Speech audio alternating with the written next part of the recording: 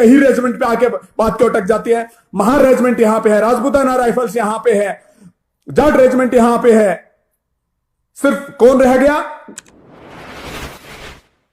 अहीर। वो बहुत अनुभवी हैं, तो उस अनुभव को सड़क पे लेके आओ, शांति सौहार्द के तरीके से उस आवाज को बुलंद करने की कोशिश करो। वरना ये इतना बड़ा तमाचा है इस 50 साल के संघर्ष के बाद कि अब कोई रेजिमेंट नहीं बनेगी। इससे बड़ा तमाचा मैं कहता हूं कुछ हो ही नहीं सकता है। सभी भाइयों को महेश मुकदम का क्रांतिकारी अभिनंदन, वंदन, अंतर्मन प्रणाम। जय श्री कृष्णा।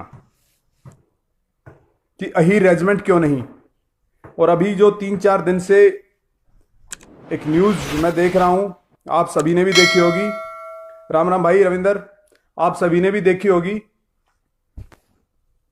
कि सरकार ने शायद सदन में कुछ ऐसी न्यूज है कि अब आगे कोई भी जातीय रेजिमेंट नहीं बनेगी।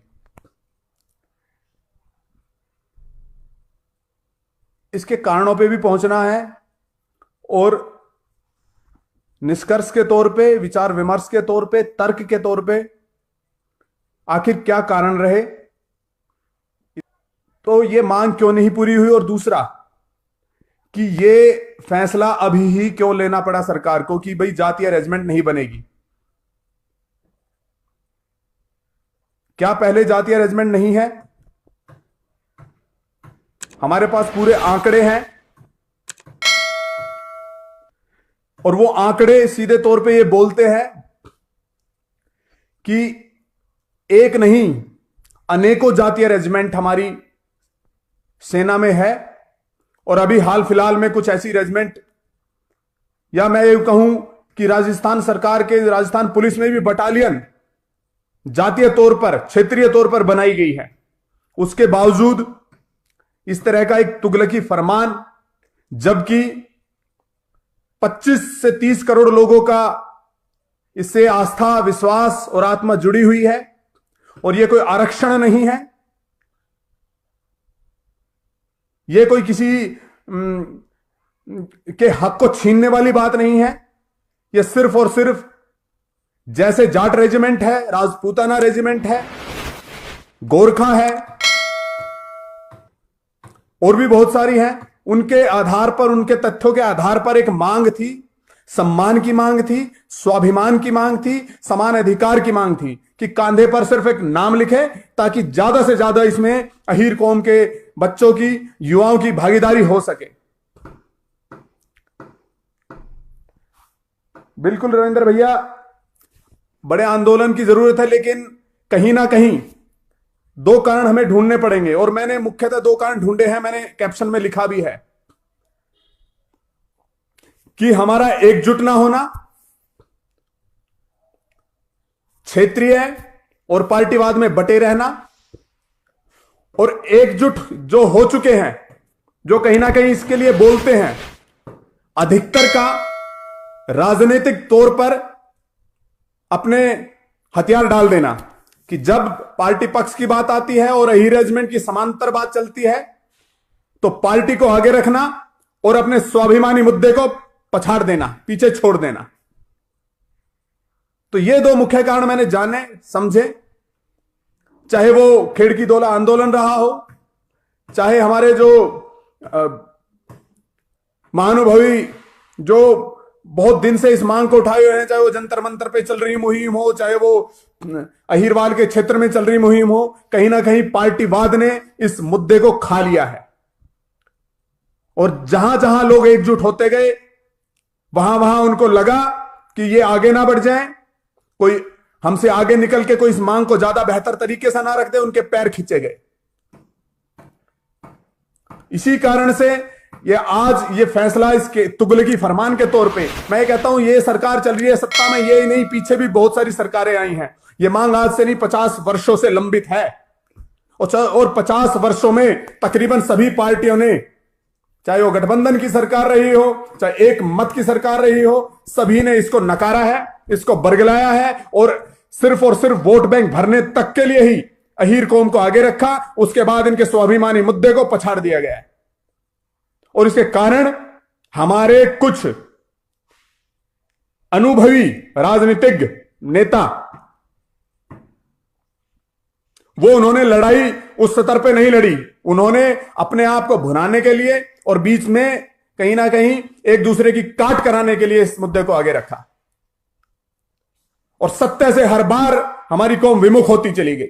जहां पर भी 500 से 700, 1000, 2000 अहीर जुड़े, वहीं पे फूट डालने का काम किया गया और अपनी राजनीतिक रोटियां सेकते हुए उसको मुद्दे को भ्रमित कर दिया गया, एक दूसरे को बीच में लड़ाया गया, छींटाकशी की गई।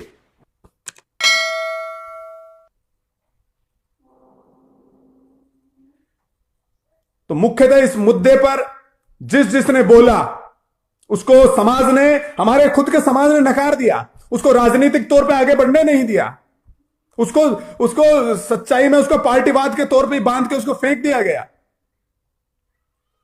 इस आंदोलन को जब अमली जामा पहुंचाने की जरूरत थी तब आपस में बांट दिया गया, और आज रिजल्ट यह है कि अहीर रेजिमेंट का नाम लेने भर से ही उनको जातिवाद दिखता है। अहीर रेजिमेंट का नाम लेने भर से ही क्योंकि उनको लगता है कि बहुतायत में है, इनकी बहुतायत में संख्या है। यहां पर देश को बांटने की बात नहीं है, यहां पर सही मायने में अपने हक को, अपने स्वाभिमान को जागृत करने की बात है। और जब इस जागृति की मैं बात करता हूं तो सीधे सीधे ये अंकुश उन पर लगता है जो हमारी पैरवी करते हैं। क्या उनका कोई बयान आता है, या सिर्फ और सिर्फ इलेक्शन और राजनीतिक संदर्भ में ही उनके मुंह खुलते हैं? तो ये एक बहुत बड़ी बात है। और आज वो जो अनेकों अनेक हमारे कौम के सैनिक, मैं सभी सैनिकों का सम्मान करता हूं, जो किसी जाति का हो, धर्म का हो, प्रांत का हो, किसी क्षेत्र का हो, वो सबसे पहले है, वो राष्ट्र हितैषी है, वो सबसे पहले है। लेकिन जब बात सेना में अनेकों जातीय रेजिमेंट होती है और अभी तक है, उसके बावजूद 50 साल की लंबित मांग को छोड़ा जाता है, तो एक प्रश्न उठता है कि ऐसी क्या जलन, ऐसा क्या द्वेष खाए जा रहा है अंदर ही अंदर, जो सिर्फ एक नाम को, कांधे पे एक नाम को नहीं दे पा रहे। तो इसमें कहीं ना कहीं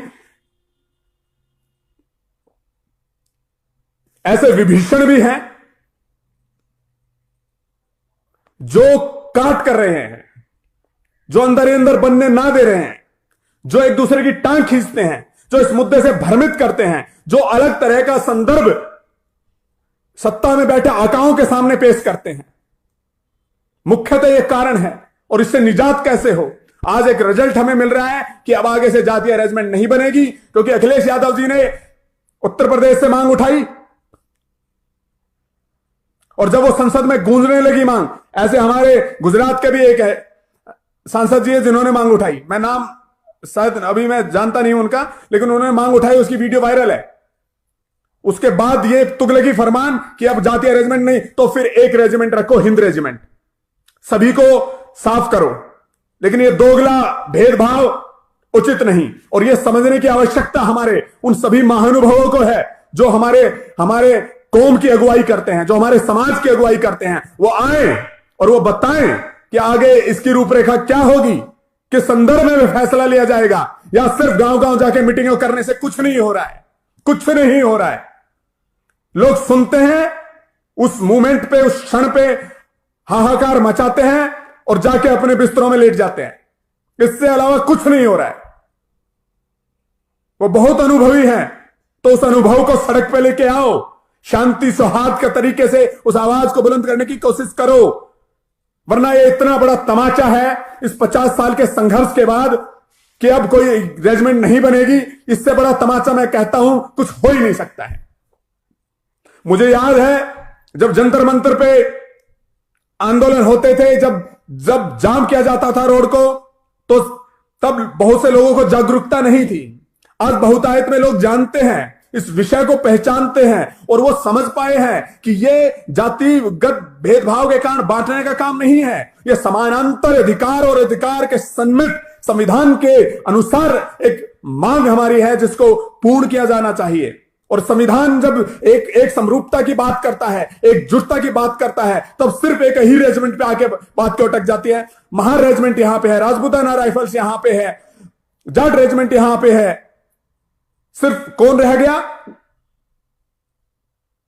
अहीर।